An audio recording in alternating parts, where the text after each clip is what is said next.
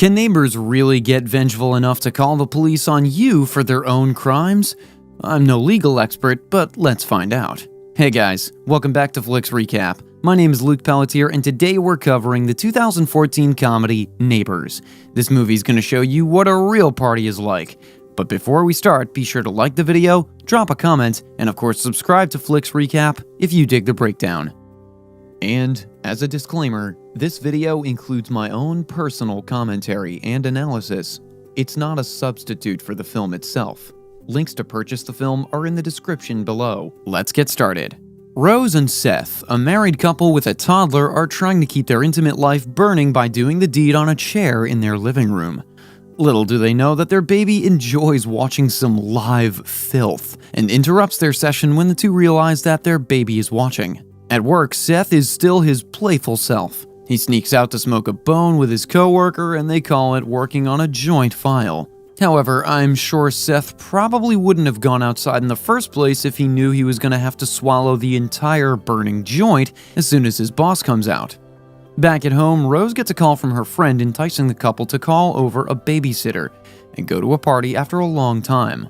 Rose and Seth think they can take the baby to the party, but sadly they fall asleep at the door, tired from packing the baby's necessities, and they miss the party.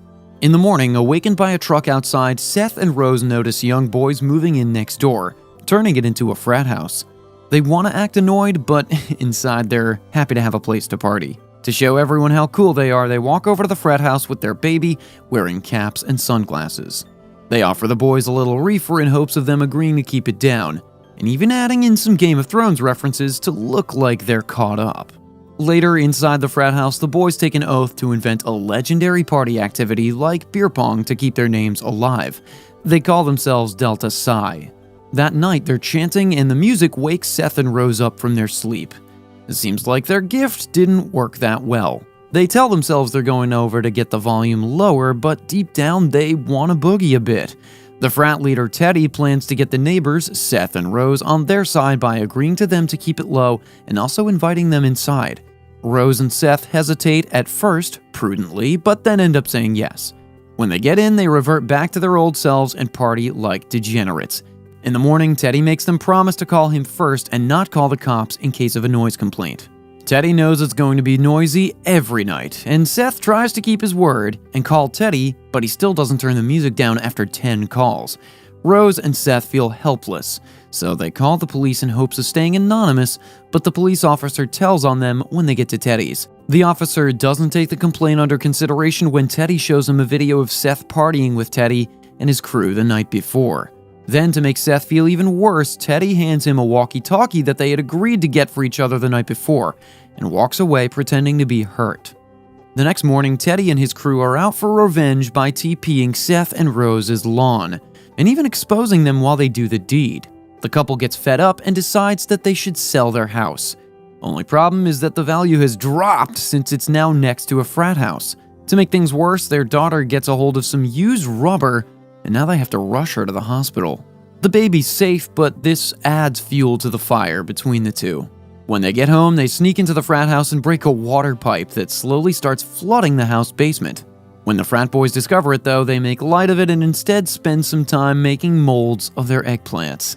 Turns out the boys are actually geniuses, and that's how they make their money. They sell their pleasure toys and end up making a bag. So, not only do they get the basement fixed, but they also buy bigger speakers and a huge outdoor tub. Alright, if you've made it this far, you're kicking back and enjoying the video. Now would be a great time to subscribe to Flicks Recap. Subscribing is absolutely free, and it helps me bring you even more dope content. Okay, plug over. Back to the recap. Furious at the results, Rose works up a clever plan to be nice to the boys again, get into their parties, and then try to break the boys up by infiltrating them with girls. So the next party comes where Rose is quick to notice how Teddy's girlfriend, Brooke, is actually interested in the vice president, Pete. Rose is a sly mother effer. She makes Pete and Teddy's girlfriend do shots, while Teddy's distracted in a dance-off with Seth. To get the two in the mood even more, Rose locks lips with Brooke herself, and then with Pete. Her plan totally works as she makes them both do the tongue dance, and then as she predicted, in under a minute they both leave upstairs to get their freak on. Teddy catches them going upstairs and later even sees them in the act. When Pete finds out that Teddy knows, he runs downstairs to talk to him and explain himself. Obviously, things get heated and they start fighting. They grab each other's junk, but instead of getting hurt, Pete gets a little bit excited and runs away. Teddy's disgusted and starts trashing the place and throwing things out the window, causing an accident that'll come to haunt him later. In the midst of all the chaos, Rose and Seth are celebrating that their plan was a success. The next day, Teddy's called into the dean's office where he's told that he's banned from hosting any parties till the end of the year, or else the frat will be closed. Pete misses the dean's meeting as he had some work. After finishing up at the dean's office, Teddy walks by a job fair inside the campus where Teddy faces the reality of him being dumb and not having a GPA good enough to get a job. Back at home, Rose and Seth decide to wipe out the frat for good by getting them into trouble one last time. They plan to make Teddy initiate another boy. They get a bullied frat kid on their side by bribing him with $1,000. The bullied kid ends up snitching on the couple instead of helping them out, and even tells Teddy about the camera built in his glasses. Teddy gets outraged and threatens Rose and Seth through the cameras. The next day, he steals the neighbor's car airbags and hides them inside their house. Talk about a painful revenge. This war clearly goes too far, and Rose gets fed up and leaves the house annoyed with her baby, leaving Seth alone. Meanwhile, Pete comes to visit Teddy and gives him a reality check about how he might ruin his future by getting in serious trouble. Reality seems too bitter to Teddy and he freaks out, asking Pete to leave. He had no idea that Rose and Seth would make up and be back again so soon as he looks outside the window. Inside, Rose and Seth plan to send the frat house a fake letter, saying that their probation has been canceled so they can host another party. Their plan is successful as loads of people show up. Their only mistake is not making the letter believable enough and sending out flyers, which is what old people do. And that gives Teddy the hint during the party. The party shuts down before the police arrive, but the couple still try their best to get the party back on by sneaking inside the frat house.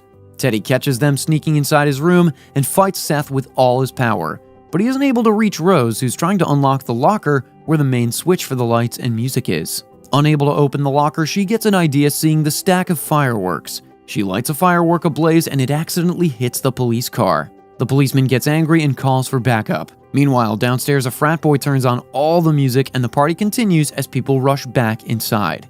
Pete comes to the party to help Teddy out, but Teddy loves him enough to tell him to go. He doesn't want his intelligent best friend to get in this mess. Both boys hug and bid farewell before the police take Teddy away. 4 months later, it seems that everything worked out for everybody. Teddy works as a model for Abercrombie & Fitch, and he realizes how important studying was and is going to night school for a degree. On the other hand, Rose and Seth finally realize that they don't need to go to parties because they are the party. What they don't realize or admit to is that everything they pulled in this movie was super petty and kind of pathetic for an older couple to do. I mean, I get neighbors can be upset with frat parties, but come on. Trying to sabotage a party that you were at, that's, double dipping. That's childish. But what do you think? Let me know in the comments below. And of course, be sure to like the video and subscribe to the channel so you don't miss the next recap. Until next time.